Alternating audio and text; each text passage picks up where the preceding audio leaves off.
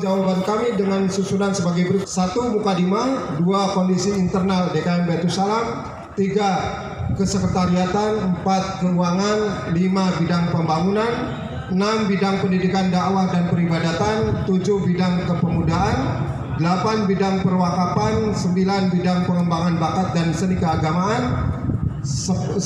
Bidang sarana dan prasarana, 11. Bidang hubungan masyarakat atau humas, 12. Bidang ekonomi dan sosial umat, 13. Penutup. Kondisi internal DKM Baitus Salam. Upaya pengurus menjadi masjid sebagai upaya kegiatan berimplikasi pada 3 hal. Pertama, mendidik umat agar tetap beribadah kepada Allah. Kedua, menanamkan rasa cinta kepada ilmu pengetahuan dan kesolidaritas sosial, serta menyadarkan hak-hak dan kewajiban manusia sebagai irisan pribadi dan sosial. Ketiga, memberikan ketentraman, kekuatan, kemakmuran, potensi rohani manusia melalui pendidikan, kesabaran, keberanian, kesadaran, dan optimisme. Di awal kepengurusan, Ketua DKM Baitus Salam yang terpilih yaitu Ustadz Haji Komarudin yang didampingi oleh Wakil Ketua Ustadz Abu Bakar Iha mempunyai kewenangan untuk membentuk struktur kepengurusan lengkap. Pertimbangan dalam memilih pengurus Masjid Baitus Salam yang ideal setidak-tidaknya didasari dengan 3 kriteria yang harus dipenuhi. Yang pertama, kepribadian yang saleh dan keteladanan, mengingat masjid berfungsi sebagai pembina umat menuju kesalehan jamaah. 2. Wawasan keislaman dan kemasyarakatan yang luas, tujuannya agar kegiatan masjid dapat mengarah kepada program dan berinteraksi ke arah yang benar dan dapat berinteraksi dengan masyarakat sekitar masjid yang merupakan jamaah masjid yang dipimpinnya. 3. Kemampuan kepemimpinan organisasi dan material yang baik sehingga kepengurusan masjid dapat berjalan dengan baik serta berprestasi kerja menciptakan sebuah masjid yang makmur dan masyarakat yang saleh. Selama 5 tahun menjalankan roda kepengurusan, belum sekalipun melakukan reshuffle. Bukan tidak mungkin di antara jamaah dan pengurus ada yang loyal dan ada pula yang tidak. Menghadapi kondisi seperti ini, pengurus cukup melakukan pendekatan persuasif yang pada akhirnya diperoleh hasil yang sangat positif, yaitu menjadikan sebuah kepengurusan yang solid, saling mendukung satu sama lain. Sudah pula menjadi komitmen pengurus untuk mengedepankan kenyamanan jamaah ketika berada dalam masjid. Oleh karena itu, semua fasilitas pendukung seperti penerangan, sound system, informasi sistem, kebersihan dan rasa damai harus tercipta sepenuhnya. Ketiga, kesekretariatan.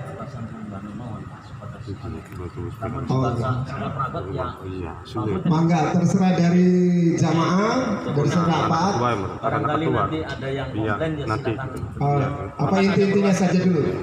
Inti-intinya saja barangkali ya Pak. Baiklah, tadi dari Ketua Panitia mengatakan minta yang inti-intinya dulu. Ya barangkali. Baik, untuk kesekretariatan saya langsung bacakan pada paragraf yang kedua. Dalam kepengurusan DKM Baitus Salam masa hikmat 2015-2020 ditunjuk sebagai sekretaris adalah saya sendiri Haji Ali SPD dan wakil sekretarisnya Dwi Susanto. Hanya di dalam perjalanan dengan alasan kesibukan wakil sekretaris tidak dapat aktif, maka tanggung jawab kesekretariatan tetap oleh sekretaris tanpa ada wakil sekretaris yang dibantunya. Dalam menjalankan pengurusan DKM Baitus Salam masa hikmat 2015-2020, sekretaris telah melaksanakan 1. Pelayanan administrasi DKM Baitus Salam dengan mengeluarkan 694 surat resmi, termasuk dengan SK Irmas Baitus Salam yang terbaru. 2. Penataan sekretariat DKM Baitus Salam. 3. Mengadakan rapat koordinasi pengurus DKM dengan jajaran-jajaran yang terkait dengan kemakmuran Masjid Baitus Salam. 4. Membentuk dan membantu panitia kekayaan Masjid Baitus Salam berupa wakaf masjid. mendokumenkan kepengurusan DKM Batu Salam walaupun belum sepenuhnya, membuat papan dokumen kepengurusan DKM Batu Salam, membuat papan petugas Jumat Masjid Batu Salam, membuat WA grup DKM Batu Salam. Yang selanjutnya keuangan, yang keempat keuangan. Bendahara adalah unsur pembantu ketua yang sangat penting dalam organisasi masjid yang cukup besar. Baik untuk masalah keuangan, di mana untuk bendahara yang pertama adalah juga ada diklat apa istilahnya penjilidan disuruh dibaca, barangkali dari setiap bacaan atau laporan pertanggungjawaban dari pengurus DKM 2015-2020 itu ada yang kurang atau misalkan ada yang ganjil, silakan ditanyakan, jangan malu-malu. Saya kasih waktu 2 menit lah. 2 menit, kelamaan 2 menit. Kan tadi sudah baca dari awal-awal. Iya, lamun kasih belakang lawan si takon ya wis berarti diterima ya. Wis, bukan orang diterima kayak Habibie kayak nana kelas teman. Berarti sudah cukup laporan pertanggungjawabannya diterima oleh seluruh masyarakat di Sepatron. Alhamdulillah. Ya iya boleh. Romonik mah dulu padahal mah, tapi diterima ya. Wis diterima. Terima kasih. Selanjutnya adalah acara yang ketiga pleno 1. Pernyataan demisioner oleh pengurus lama DKM Batu Salam sekaligus penyerahan secara simbolik administrasi atau aset masjid kepada panitia 3, kepada jajaran dari ketua DKM, wakil ketua, sekretaris dan bendahara untuk berdiri untuk menyerahkan kepada ketua panitia 3. Kepadanya kami persilahkan dengan segala hormat. Diabadikan. Ya diabadikan. Oh, ya cukup lah. Ya cukup. Udah. Pernyataannya. Langkah sing tepuk tangan. Bapak, pernyataan dulu, Pak. Kelihatan bubar. Untuk malam ini kami sebagai ketua DKM membubarkan kepengurusan. Terima kasih atas perhatiannya. Terima kasih kepada pengurus DKM masa khidmat 2015-2020 dan saat sekarang berarti kosong, pengurusan sudah dibubarkan. Baiklah, meningkat ke acara yang 3, yaitu pleno 2. Mekanisme pemilihan ketua DKM Batu Salam masa khidmat tahun 2020-2025 yang akan dipimpin oleh Ustadz Waryono. Kepada yang terhormat Bapak Ustadz Waryono, kami persilahkan dengan segala hormat.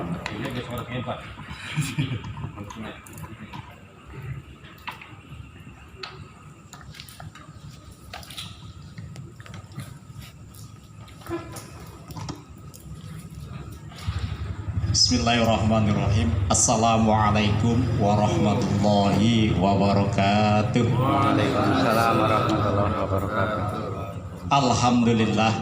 Alhamdulillahirabbil alamin wa bihi nasta'in ala umuri dunya waddin wala haula wala quwwata illa billahil aliyyil azim. Rabbi shrah li sadri wa yassir li amri wahlul 'uqdatam min lisani yafqahu qawli.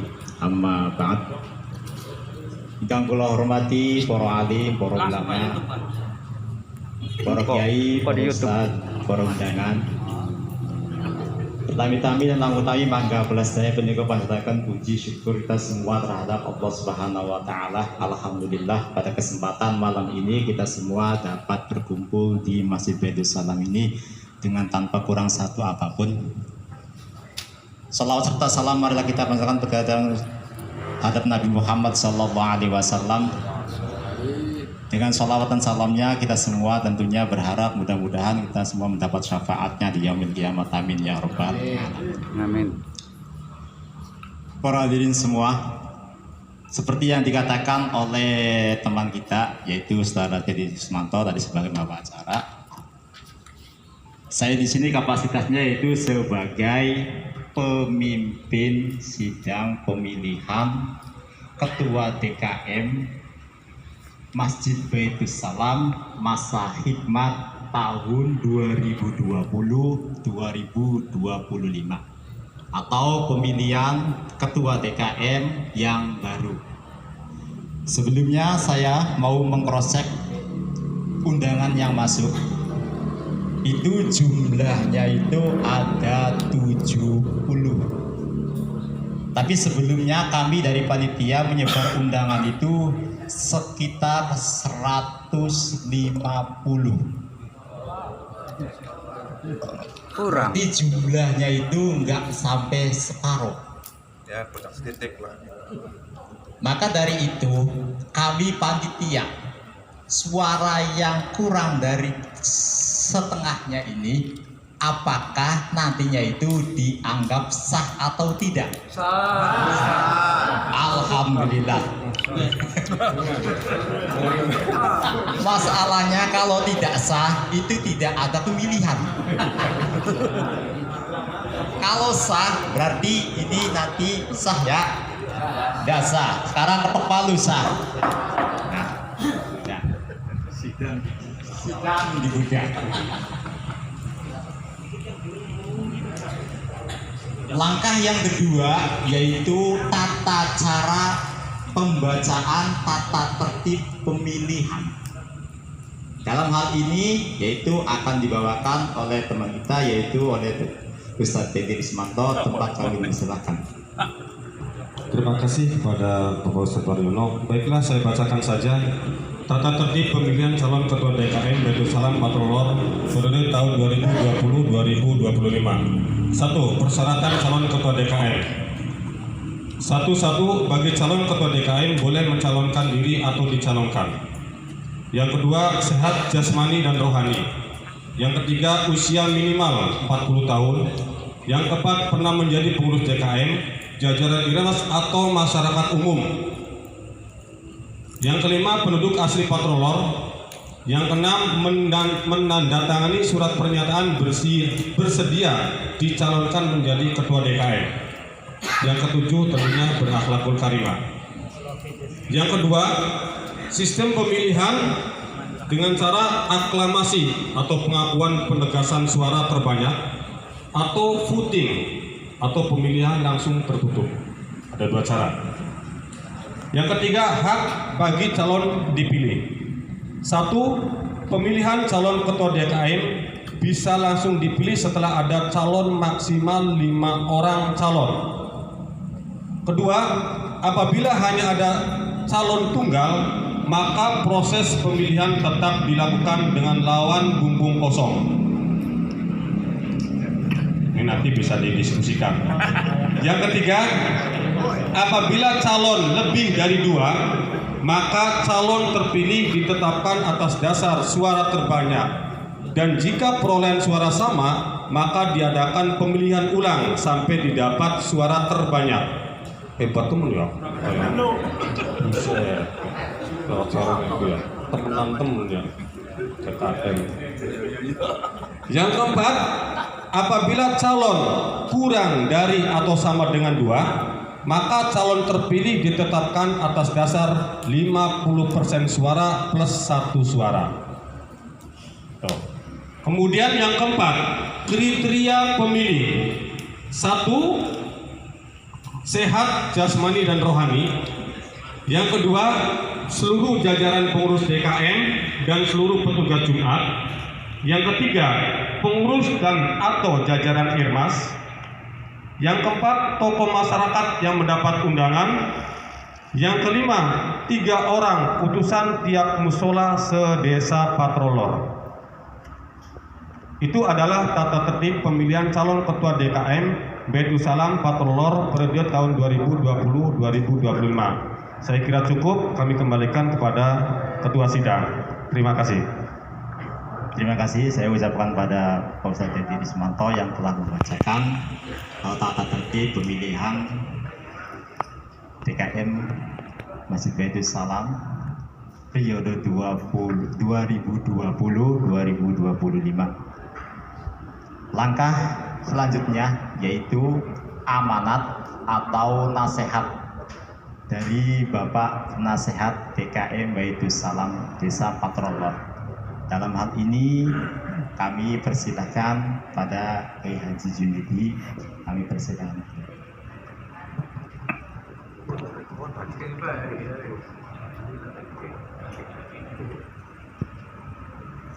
Assalamualaikum warahmatullahi wabarakatuh. Waalaikumsalam warahmatullahi wabarakatuh. Wassalatu wassalamu ala rasulillah wa ala alihi wa sahbihi wa mawala wa la hawla wa la quwata illa billah. Amma ba'du. Bapak-bapak dan saudara-saudara sekalian, khususnya para mantan pengurus DKM dan para hadirin sekalian, di sini saya sebetulnya merasa tersanjung lah begitu, karena tadi katanya mestinya mah ada acara saya ini adalah oleh kepala desa. Sehubungan Bapak kepala desa tidak hadir, maka ya Bapak pantas-pantasnya itu ya.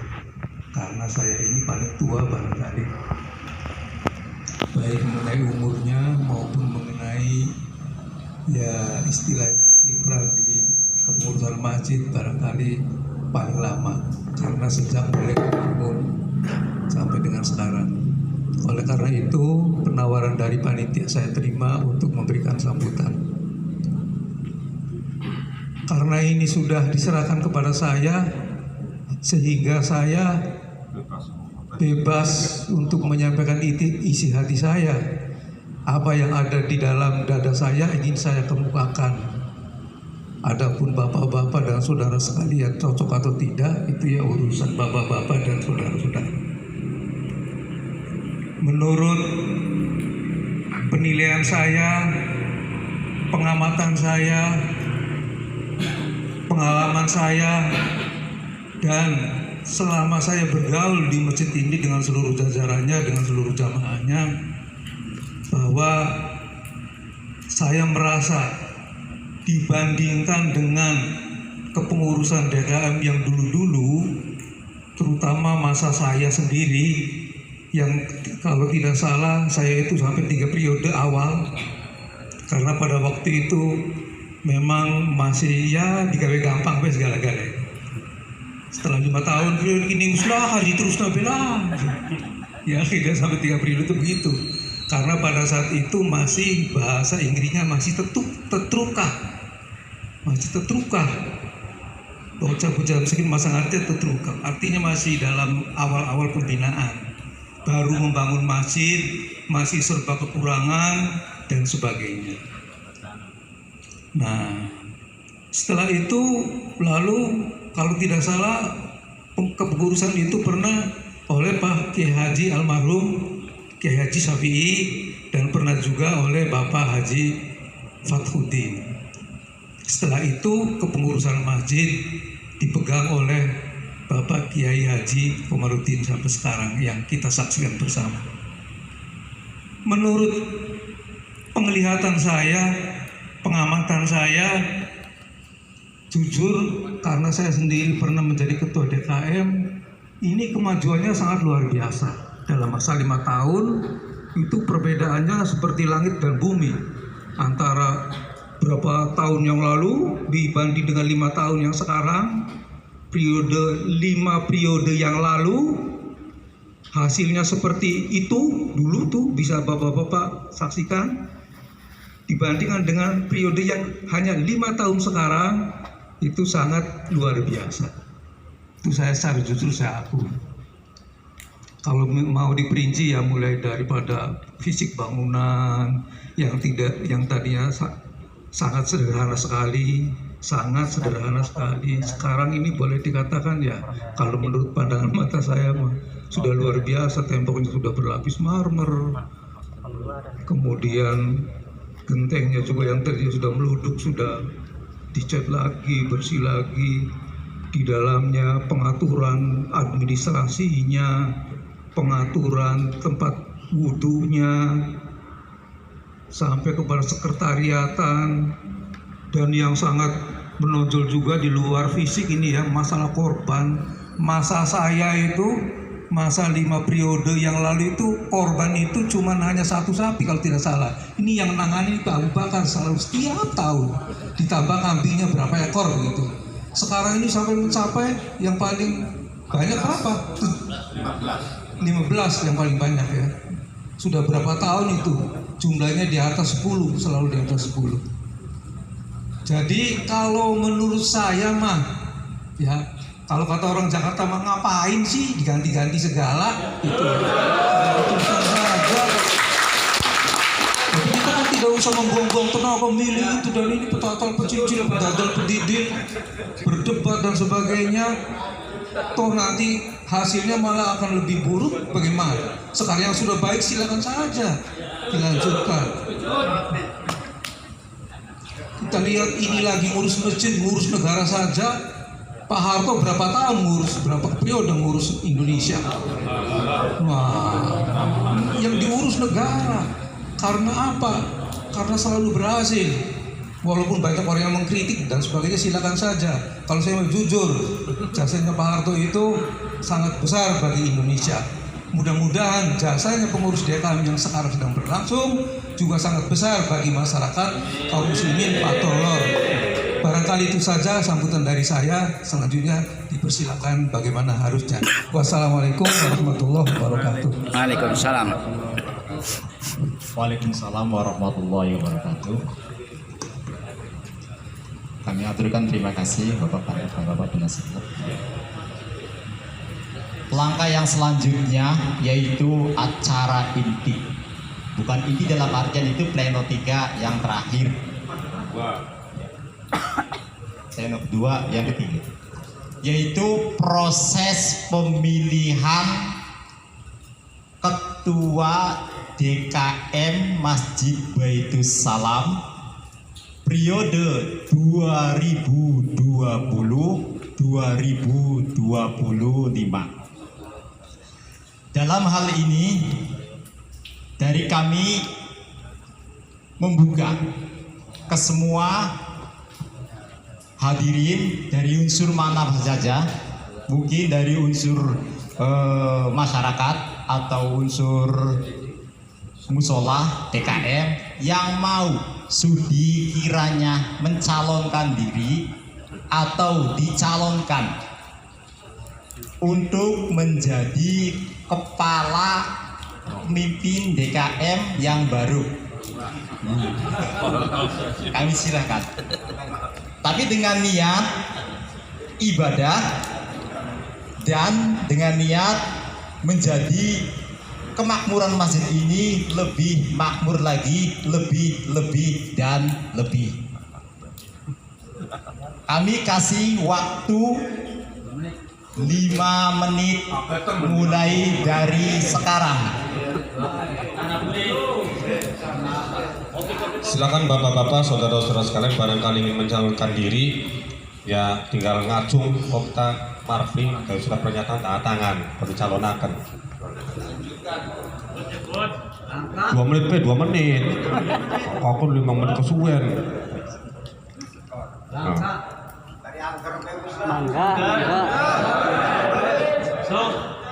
Jadi kalau misalkan tidak ada yang mencalonkan diri, kalau tidak ada mencalonkan diri, berarti tinggal yang dipilih adalah nanti yang sudah dicari oleh panitia. Itu saja. Wes. Pun,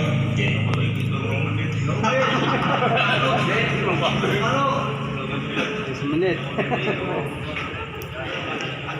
Sampun nggih. Sebelumnya kami panitia bekerja berapa hari? 10 hari. 10 hari ini untuk menjaring, muter-muter ngalor ngidul wetan kulon.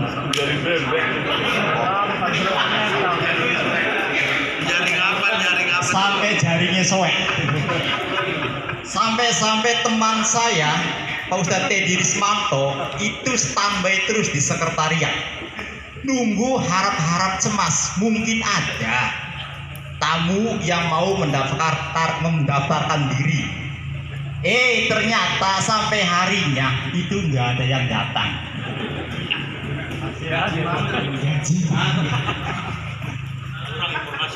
Dan kami tim mencari itu wetan ngalor ngidul niku nggih. Niku cuman dapat 1.